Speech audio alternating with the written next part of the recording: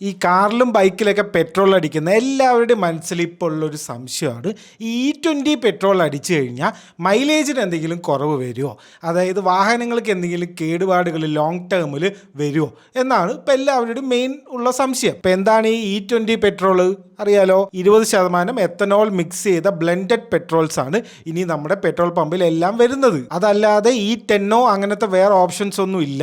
പിന്നെ അത് വിട്ടാൽ പിന്നെ ഉള്ളത് XP100 മാത്രമാണ്. അതൊന്നും സാധാരണ ആർക്കും അടിക്കാനും പറ്റില്ല.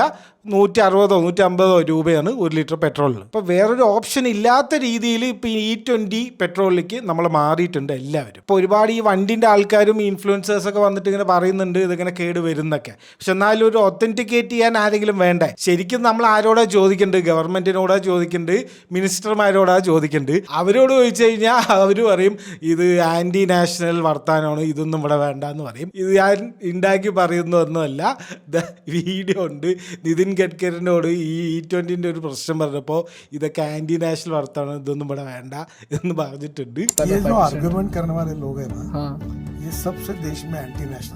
അപ്പൊ ഇതൊക്കെ സ്ഥിരം നടക്കുന്ന കാര്യം, അതൊക്കെ ഇവിടെ നിൽക്കട്ടെ. കാര്യത്തിലേക്ക് വരാം. Cars 24 എന്ന് പറഞ്ഞിട്ട് യൂട്യൂബ് ചാനലുണ്ട്.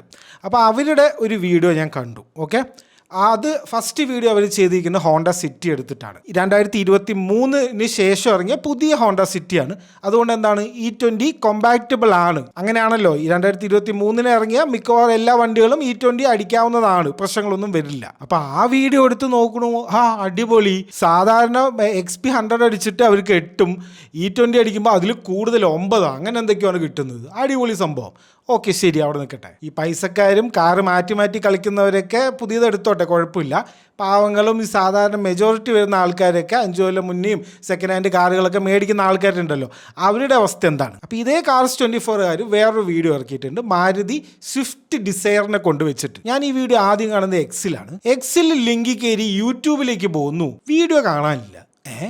യൂട്യൂബ് വീഡിയോ റിമൂവ്ഡ്, വീഡിയോ കാണാനില്ല. ഓഹോ, അങ്ങനെ എന്താണ് ഇപ്പോൾ ഈ വീഡിയോയിൽ ഇപ്പോൾ റിമൂവ് ചെയ്യാൻ മാത്രം ഉള്ളത് നോക്കിയപ്പോഴാണ് കാര്യം വരുന്നത്. സ്വിഫ്റ്റ് ഡിസയറിനിൽ അടിച്ച 2 പെട്രോൾ അടിച്ച്, XP100 അടിച്ചു, E20 അടിച്ചു.